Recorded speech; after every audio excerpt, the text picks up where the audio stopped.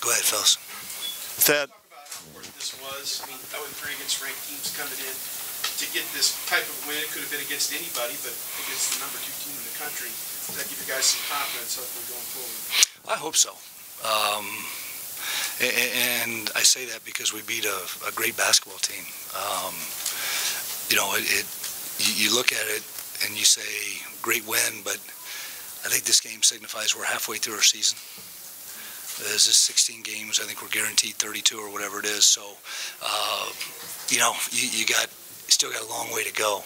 I thought we played better. I thought, you know, the way we started the game was as good defensively as we've played all year.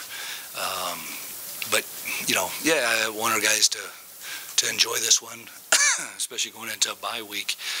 And, you know, we got to get ready to go again, win it Saturday or Sunday whenever we play Michigan State again.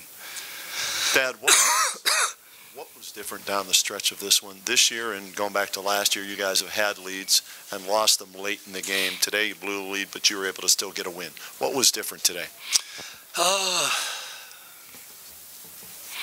Yeah, you know, I don't know. I thought, rough top of my head, I would say, excuse me, that defensively we got the stops when we needed them. We challenged the shots. We had, you know, guys had some big rebounds down the stretch for us, and you know, they had that run there where they got some transition buckets on us, and that was one of the keys that we couldn't give them. But you know, I thought we did a pretty good job of regaining our composure and obviously scoring at the other end. And Aaron obviously talks about the team defense a lot, but do you see him in a game like this? He's such a great defensive player, and he's got a guy like Trey Burke there. I mean, do you see him getting more amped up, more ready for this? It's funny you ask that because he had a unique way about him today in terms of before the game. You know, as a coach, you study body language, you study facial expressions of your players, and I didn't say a lot to him. I knew that he was going to be ready to play at the level he needed to. I mean, you know, at one point he told in a timeout, he says, "Hey fellas, stop helping. I'll do the job." And you know, because we had helped up out of the corner and gave him 2 threes. He's like, you know, and that's what you love about a kid like that.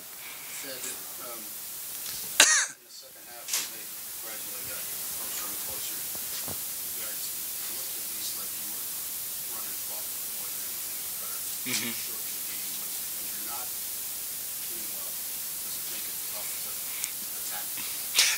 It does. And what happened was when we were doing that, we stopped executing.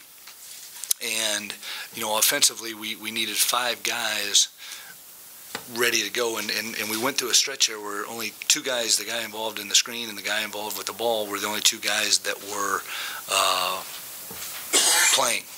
And so, you know, that's what we were trying to talk about in timeouts of hey, everybody's got a job to do. And, you know, that was, we slowed down in that regard. So with the team that, you know, they're scoring in the 80s, and obviously you guys like to run when it's there, but did you want to play in the 50s coming into today, or was that?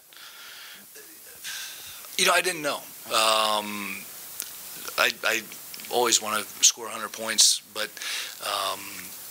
you know, the game just kind of lended itself to that when we got up.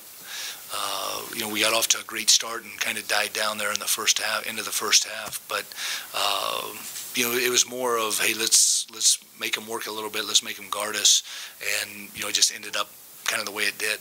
You've talked some games, you know, when you played Kansas, you mentioned Kansas has all those seniors, all those veterans. Coach Beeline was talking about all the freshmen they're bringing in here for a game like this. With the guys you have, did you feel like a veteran team today? Did you think your guys were pretty smart in the moment, that you guys were? At times. Like I said, we lost our composure there momentarily for a while, and you know, you're talking guys, you know, kind of the Will Ferrell, ELE, man, ELE, everybody love everybody here, but fortunately they were able to, you know, pull through that, because we had some, you know, some plays that we probably shouldn't have made, and it led to easy buckets for him. But, it felt like, especially on the defensive end, we really came together when we had to. All year you've kind of looked for somebody to fill the spot that Jared left open and underneath the basket. And all of a sudden you got a tie game against the number 2 team in the nation, and Rav comes up with 2 big buckets. Were those at all design plays? Did you decide to go inside to him, or was this something that he just did? It was an option off of the one dunk. Thank you. Was just a read by the guard, and the other one, I'll be honest, the ref blocked me. I didn't see how he scored it. Yeah, and they were switching a lot of stuff, so there was mismatch opportunities. Coach, I remember a couple of years ago, or maybe it was last year, you told Deschamps.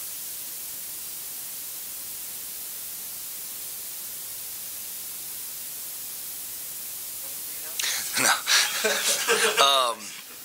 I tell you what, I thought he played harder tonight in terms of his defensive awareness, and there was a play late where I don't know if I'd ever seen him lower in a stance where he was hedging a ball screen and got back to his man and then swiped again, and that's what we need from him in order to be an effective team. He's taking charges too. Yeah. The one was huge there to start the game, and had 2 others that he looked at. Dad, Steve asked early on about the ranked teams you've already played this season, and you talked about watching your own guys' body language. Did you think, as a coach, that they needed a result against a team like this to validate again that they were contenders and get things going again? Yes. Yeah, I mean, you obviously, and we're going to have a lot of opportunities in the Big Ten to play huge games, if you will, and I think from the perspective of